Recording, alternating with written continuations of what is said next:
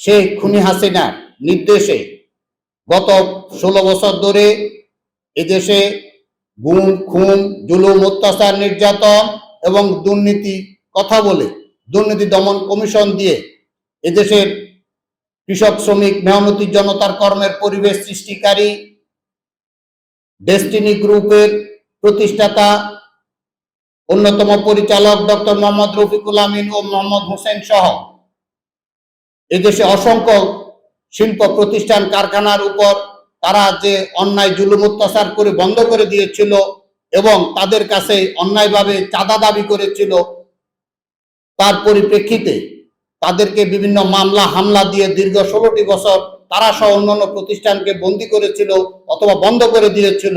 আমরা বাংলাদেশ ভূমিহীন আন্দোলনের পক্ষ থেকে 15ই আগস্ট এ সকল প্রতিষ্ঠান এবং এ সকল কর্মকর্তাদের মুক্তি দাবি করে আমরা সংবাদ সম্মেলন করেছিলাম।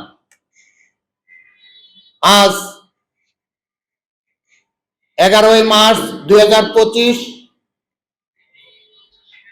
এদেশের ন্যায্যতার অধিকার আদায় এবং বৈষম্যের জন্য যারা প্রাণ দিয়েছে এবং আত্মহত্যা করে দিয়েছিলেন তাদের অর্জিত সরকার প্রফেসর ইউনূস সাহেব দীর্ঘ 7 থেকে 8টি মাস অতিক্রম করেছেন, কিন্তু আওয়ামী লীগ বাদে জামাতে ইসলাম, বিএনপি এবং অন্যান্য সমমনা দলগুলা বিভিন্ন মামলাগুলো প্রত্যাহার করা হয়েছে।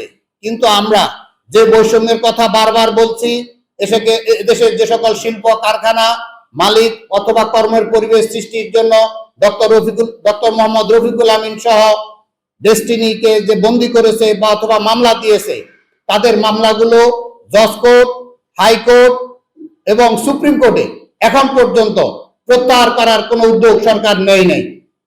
সেই সাথে জনাব ডক্টর মোহাম্মদ রফিকুল আমিন এই দেশে লক্ষ লক্ষ মানুষের কর্মের পরিবেশ সৃষ্টি করেছেন এবং হাজার একর ভূমি বনায়ন করে এই দেশকে একটি পরিবেশ বান্ধব দেশ হিসেবে গড়ে তোলার স্বপ্ন দেখেছিলেন।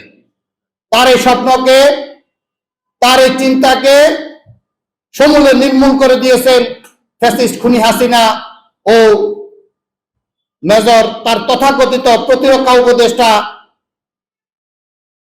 জেনারেল তারেক সিদ্দিকী সহ যারা এই অন্যায় অবিচার করেছে। আমরা এখনো দাবি করব ডক্টর মোহাম্মদ রফিকুল আমিন এবং মোহাম্মদ হোসেন জেল থেকে বেরিয়েছেন সত্য, কিন্তু অন্যান্য পরিচালকদের এখনো জেল থেকে মুক্তি দেওয়া হয় নাই।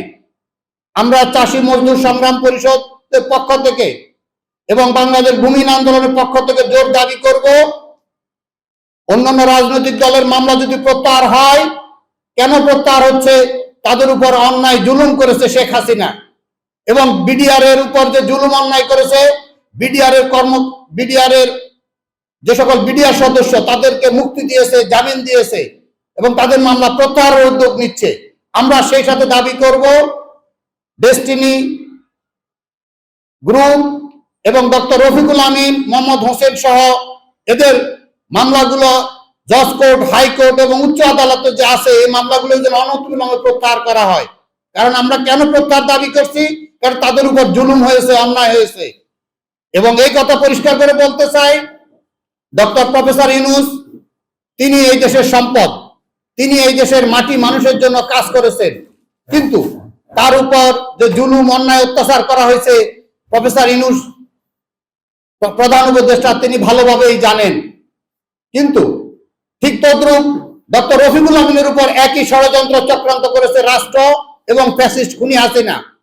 তাই আমরা প্রফেসর ইউনূস সাহেবকে যেমন তিনি অনুধাবন করতে পারেন তার উপর কি জুলুম, অন্যায়, অত্যাচার করেছে রাষ্ট্রযন্ত্র, ঠিক তদ্রূপ আমরা পরিষ্কার করে বলতে চাই ডক্টর রফিকুল আমিনের উপর যে অন্যায় জুলুম অত্যাচার করা হয়েছে এবং এই প্রতিষ্ঠানের বিরুদ্ধে যে জুলুম অত্যাচার করা হয়েছে, এই প্রতিষ্ঠানকে অনতিবিলম্বে চালু করে লক্ষ কোটি মানুষের কর্মের পরিবেশ সৃষ্টি করা হবে। কারণ এই কর্মের পরিবেশ এখানে কৃষক, শ্রমিক, বাংলাদেশ ভূমিহীনের বিভিন্ন সন্তানেরা কর্ম করে, কাজ করে, জীবন জীবিকা করে থাকে। যদি এই প্রতিষ্ঠানকে পরিচালনা করার সুযোগ দেওয়া হয়, তাহলে সেখানে এদেশের গরিব দুঃখী মানুষের সন্তানেরা কাজ এবং ব্যবসা এবং অথবা চাকরি করার সুযোগ পাবে। তাই আমরা অনতিবিলম্বে বাংলাদেশ ভূমিহীন আন্দোলন এবং চাষী মজদুর পরিষদের পক্ষ থেকে দাবি জানাই, অনতিবিলম্বে এদেরকে যেন মুক্তি দিয়ে এবং এদের ব্যবসার পরিবেশ সৃষ্টি করা হোক, এই আশাবাদ ব্যক্ত করে এবং শুভবুদ্ধির উদয় হবে এই জানিয়ে আমি আমার বক্তব্য শেষ করছি। জয় হোক কৃষক শ্রমিক মেহনতি জনতার, জয় হোক ভূমিহীন মানুষের, জয় হোক এদেশের নির্যাতিত নিষ্পেষিত মানুষের। প্রতিষ্ঠিত হবে জনবান্ধব একটি সরকার, জনবান্ধব বাংলাদেশ। ধন্যবাদ সবাইকে।